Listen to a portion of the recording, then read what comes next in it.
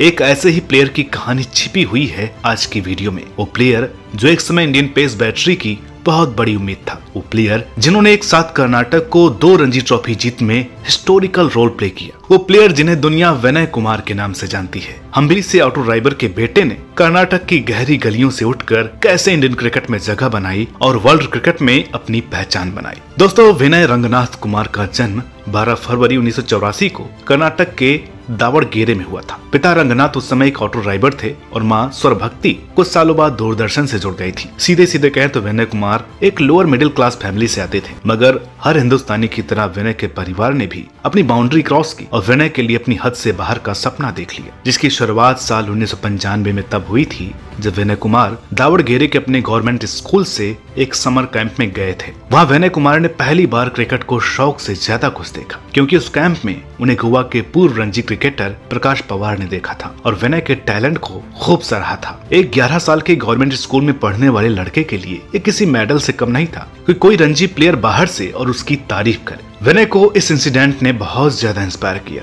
और उन्होंने इस छोटी सी उम्र में ही क्रिकेटर बनने का सपना सजो लिया। मगर यहाँ परेशानी ये थी कि विनय को अपने सपने तक पहुँचने का रास्ता ही पता नहीं था। यहीं विनय की आंखों को क्रिकेटर बनने का सपना देने वाले प्रकाश पवार ने उनका हाथ थामा और इस तरह विनय को उनका पहला क्रिकेट कोच मिला। कोच प्रकाश से मिले हौसले ने विनय को अपने लोकल टूर्नामेंट में खेलने का कॉन्फिडेंस दिया और तब वो पहली बार तुमकुर के लिए एक टूर्नामेंट में खेले। लेकिन पैसों की कमी के चलते विनय के पास क्रिकेट के पूरे गियर नहीं थे। वो जैसे तैसे जुगाड़ लगाकर अपने लिए किट वगैरह का इंतजाम करते थे। विनय के उस वक्त को याद करते हुए उनकी मां ने एक बार कहा था, हमें तो बस ये पता था कि उसे क्रिकेट खेलने का शौक है और वो किसी क्लब से खेल सकता है, बाकी उसने किस तरह सामान से लेकर जाने आने का किराया जुटाया हमें आज तक नहीं पता। विनय कुमार की मां यहाँ जिस क्लब की बात कर रही हैं वो KSCA क्यूरेटर नारायण राजू का क्लब नेपच्यून क्रिकेटर्स क्लब है। इस क्लब से विनय कुमार साल 2000 में जुड़े थे और बतौर ऑलराउंडर उस सीजन में विनय ने आग लगा दी थी, क्योंकि विनय ने उस सीजन में 30 विकेट लेने के साथ 300 रन भी बनाए थे और अपने क्लब को डिवीजन 5 से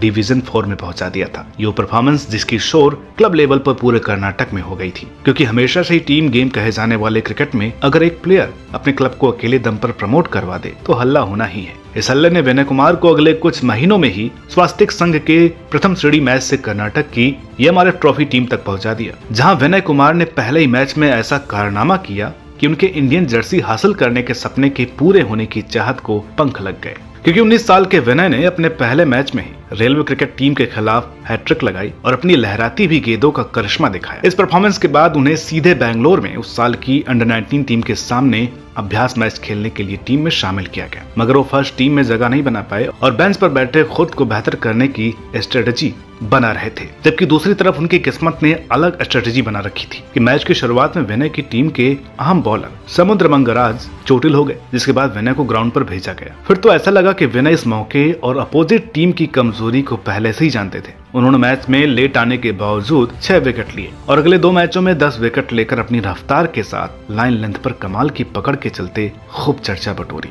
इस चर्चा का नतीजा ये रहा कि उन्हें 2003-04 सीजन के लिए कर्नाटक रणजी टीम में शामिल किया गया, मगर वो उस पूरी सीजन बेंच पर ही बैठे रहे। इस मायूसी को विनय कुमार ने संभाल के रखा और जब 2004-05 सीजन में कर्नाटक रणजी टीम में खेलने का मौका मिला तो उन्होंने बंगाल के सामने डेब्यू करते हुए इम्प्रेसिव परफॉर्मेंस दी। हालांकि उस मैच के बाद अगले कुछ साल विनय कुमार वो छाप नहीं छोड़ पाए जिसकी झलक वो नेट्स पर दिखाते थे, लेकिन उनके टैलेंट की तारीफ सब करते थे, इसलिए उन्हें कर्नाटक रणजी टीम ने लॉन्ग रन दिया। टीम के इस अपार भरोसे और विनय की मेहनत का रिजल्ट उन्हें 2007-08 रणजी सीजन में मिला। विनय ने सबको चौंकाते हुए सीजन में सिर्फ 18.52 की बॉलिंग एवरेज से 40 विकेट लेकर अपनी बॉलिंग स्किल्स का डंका बजाया और इस तरह विनय कुमार का नाम पहली बार नेशनल लेवल के क्रिकेट गलियारों की चर्चा में आने लगा। दोस्तों, साल 2008 तक विनय कुमार की उम्र 24 साल हो गई थी, यानी उनकी आंखों में क्रिकेट के सपने को जन्म लिए 13 साल हो गए थे। वो क्लब से अंडर 19 और फिर अंडर 19 से होते हुए रणजी तक आ गए थे, लेकिन अपने परिवार वालों की चाहत और सपने यानी इंडियन जर्सी से काफी दूर थे, क्योंकि इस वक्त इंडियन टीम श्री संत, इरफान पठान, RP सिंह, मुनाफ पटेल, प्रवीण कुमार और जहीर खान जैसे प्लेयर्स का पीक दिख रही थी। ऐसे में विनय को लग रहा था कि वो भी रणजी तक सिमट कर ही रह जाएंगे, मगर तभी IPL इंट्रोड्यूस हुआ और विनय को नया प्लेटफॉर्म मिल गया, क्योंकि वो उस वक्त कर्नाटक के बेस्ट पेसर थे।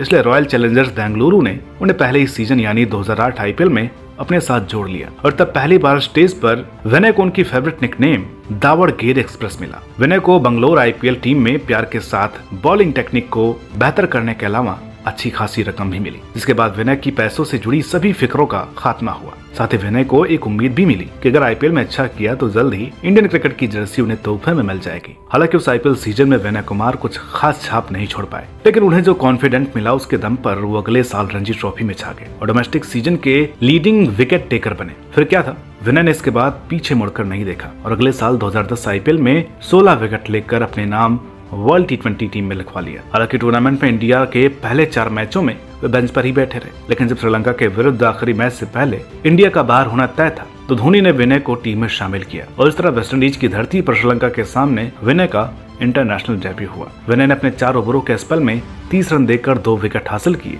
और इंडिया की हार के बावजूद तारीफें बटोरी। विनय ने अपने सपने को हासिल कर लिया था, इंडियन जर्सी पर उनका नाम लिखा था। अब बस जरूरत थी उस सपने को जीने की और इस चाहत को उनकी परफॉर्मेंस ने एक्सेलरेट कर दिया। उधर इंडिया को वर्ल्ड कप के बाद जिम्बाब्वे जाना था, जहां सेलेक्टर्स ने वनडे सीरीज के लिए यंग टीम में विनय को भी शामिल किया था। इस तरह विनय ने कुछ महीनों के अंदर ही वनडे डेब्यू भी कर लिया और पहले मैच में 2 विकेट लेकर अपने वनडे करियर की ठीक ठाक शुरुआत की, क्योंकि उस दौर में प्रवीण कुमार से लेकर श्रीसंत तक सब बड़े नाम या तो फ्लॉप थे या चोटे। इसलिए विनय कुमार को एक अच्छे पेस बॉलिंग ऑप्शन के तौर पर देखा जाने लगा। विनय के पास ठीक ठाक रफ्तार थी, मगर उनकी सबसे बड़ी ताकत थी आउट स्विंग बॉलिंग। उनकी आउट स्विंगर्स पर इतनी पकड़ थी कि पिच से अगर जरा भी मदद मिले तो वो एक ही टप्पे से बॉल को 2 डिफरेंट एंगल्स पर स्विंग करा सकते थे। जबकि लेग कटर्स का वेरिएशन और डेथ बॉलिंग में यॉर्कर्स पर पकड़ विनय को उस दौर के बहुत से गेंदबाजों से बेहतर बनाती थी। इसके अलावा वो बैटिंग में भी एक यूजफुल प्रोडक्ट थे। सीधे सीधे कहे तो विनय कुमार इंडियन टीम में लॉन्ग रन के लिए एकदम फिट थे, जो उनके करियर की शुरुआत के बाद उम्मीद बन भी रही थी। लेकिन यहीं ये सवाल आता है कि फिर विनय का करियर एक टेस्ट में 1 विकेट, 31 वनडे में 48 विकेट, 31 वनडे में 48 विकेट और 9 टी20 मैचों में सिर्फ 10 विकेट लेने वाले बॉलर का बनकर क्यों रह गया? जब उनका टैलेंट और करियर की शुरुआत परफेक्ट थी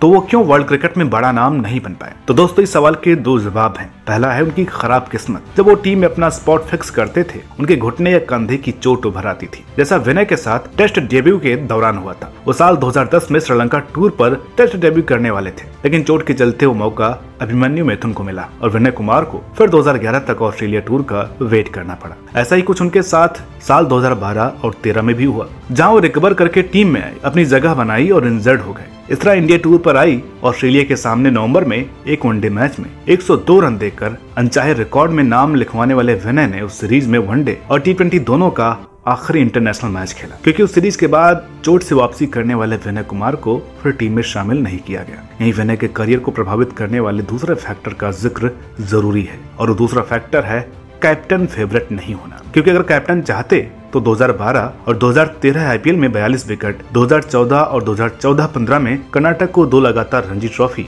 और 2015 विजय हजारे में सबसे अधिक 28 विकेट लेने वाले विनय को कुछ और मौके जरूर दिए जा सकते थे। लेकिन विनय को भुवनेश्वर और बुमराह जैसे यंग प्लेयर्स के आगे सिर्फ 29 साल की उम्र में एज का हवाला देकर साइडलाइन कर दिया गया। जबकि विनय कुमार रणजी में पिछले साल तक यानी 37 साल की उम्र तक खेले थे। विनय ने कर्नाटक को 2 रणजी ट्रॉफी जितवाने के अलावा अपने करियर के आखिर में पुडुचेरी के यंग प्लेयर्स को भी ग्रूम किया। 2021 में क्रिकेट के सभी फॉर्मेट से रिटायर होने वाले विनय ने कुल खेले 139 फर्स्ट क्लास मैचों में 22.44 की शानदार औसत से रिकॉर्ड 504 विकेट लिए हैं। इसके अलावा उन्होंने बैटिंग में 3311 रन बनाने के दौरान 17 हाफ सेंचुरी और 2 सेंचुरी भी लगाई थी, जिसमें एक सेंचुरी तो 2014-15 रणजी ट्रॉफी फाइनल में आई थी। दोस्तों विनय कुमार के ये जादुई आंकड़े और गरीबी से वर्ल्ड क्रिकेट तक का सफर बताते हैं कि वो किस स्टैंडर्ड के प्लेयर रहे हैं और उन्होंने इंटरनेशनल क्रिकेट से दूर रहने के बावजूद इंडियन क्रिकेट के लिए डोमेस्टिक क्रिकेट में क्या योगदान दिया है। आज भले ही विनय कुमार के इस योगदान की उतनी बात नहीं होती, लेकिन एक वक्त आएगा